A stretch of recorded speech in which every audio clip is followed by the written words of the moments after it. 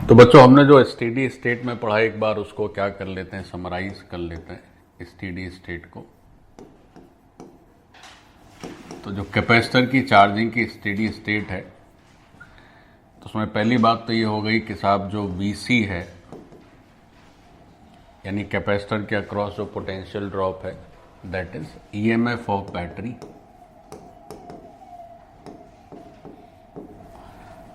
है ना, वो एग्जैक्टली बैटरी के EMF यानी कि उसका जो वोल्टेज उसके बराबर हो जाता है। पहली बात ये हो गई। दूसरी बात ये हो गई कि उस सिचुएशन में जो चार्ज हो जाता है Q या स्मॉल q ही लिख लें तो वो हो जाता है Q मैक्स और उसकी वैल्यू हो जाती है C इंटू V। तो अगर हमारा जो फॉर्मूला है Q is equal to CV फिर 1 minus e to the power minus t by RC, तो CV की जगह Q मैक्स भी लिख सकते हो, है ना, लिख सकते हो नहीं लिख सकते हो।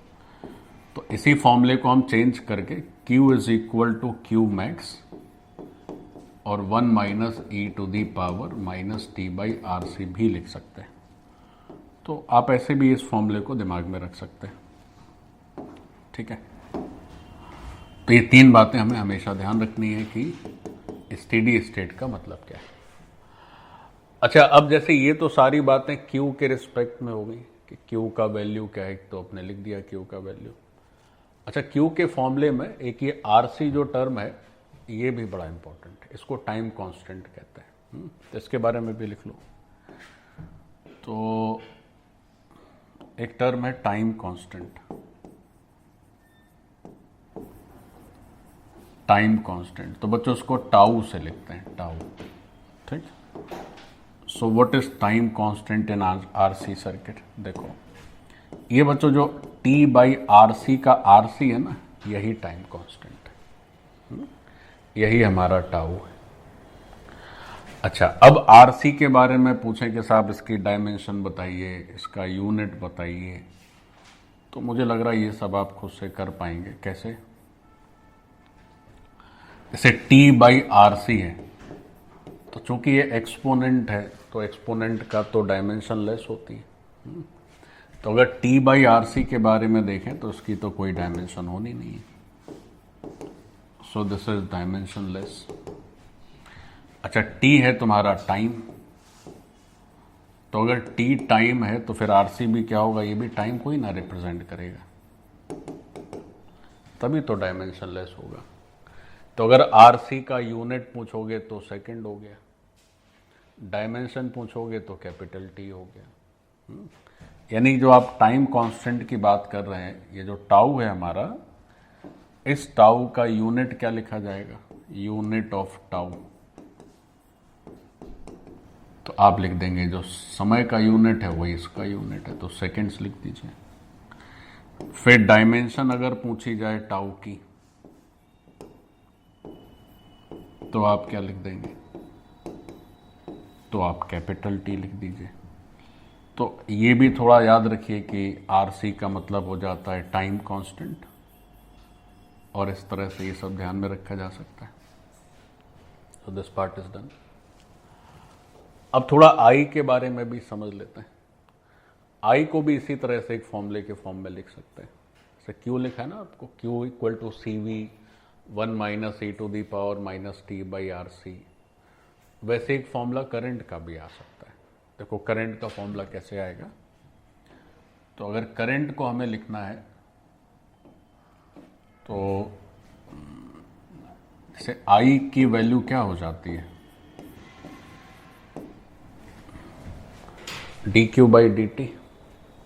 अच्छा, Q कितना है साहब, तो जो भी Q का एक्सप्रेशन है उसको टाइम के रिस्पेक्ट में हमें ना डिफरेंशिएट करना पड़ेगा। तो जैसे ही हम डिफरेंशिएशन करेंगे तो अपने को I मिल जाएगा।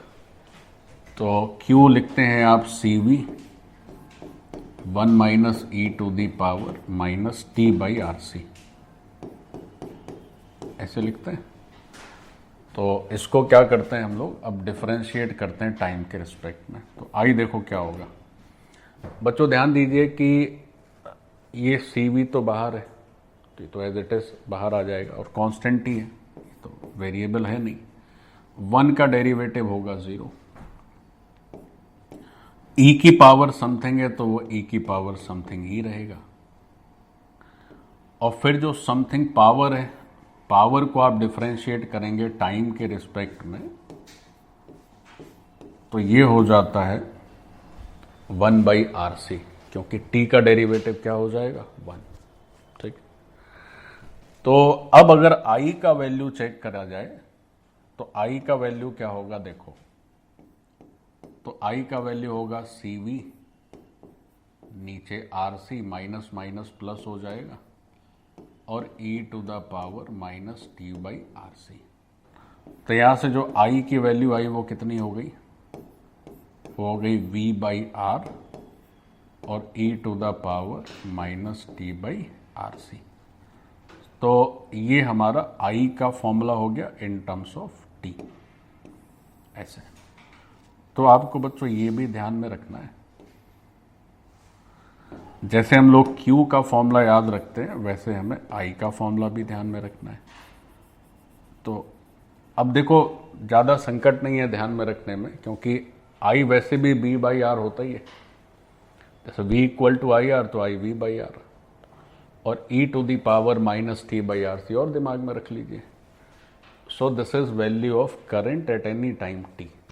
इसमें भी अगर आप t को इन्फिनिटी कर देंगे तो ये पूरा 0 हो जाएगा, तो I भी 0 हो जाएगा। तो हमारा जो RC सर्किट का ये करंट है, value of current at time t, तो ये करंट की वैल्यू है at time t। So this is I। अब देखो स्टेडी स्टेट में एक और बात बताई जाती है बच्चों को, तो वो भी आप देख लें। वो क्या बात है, देखो वो बात ये है कि साहब स्टेडी स्टेट की जब बात हो रही है तो सर्किट में करंट तो जा नहीं रही है। तो जब स्टेडी स्टेट की बात हो रही है तो एक चीज और समझनी चाहिए हमें। देखो क्या, ये हमारा सर्किट है बच्चों,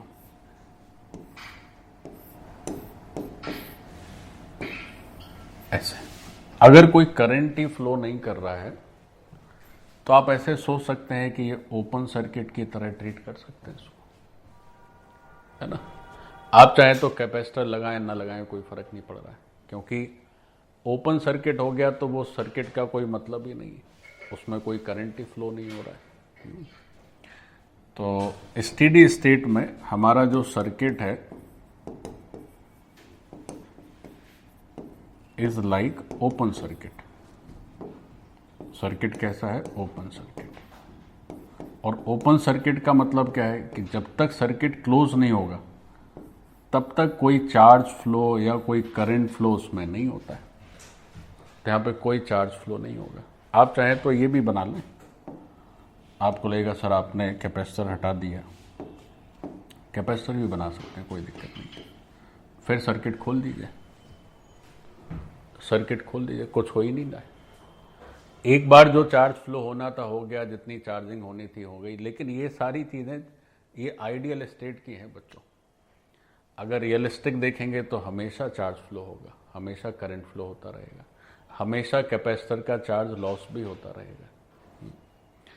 तो स्टेडी स्टेट में circuit is like open circuit. Why it is like open circuit? Because no current और चार्ज फ्लो। ओपन सर्किट का मतलब ही होता है कि no current, no charge flow, ऐसे।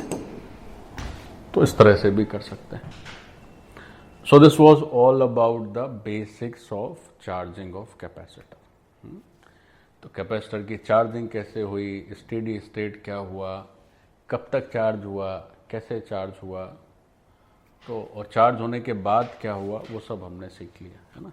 So with this today session is done.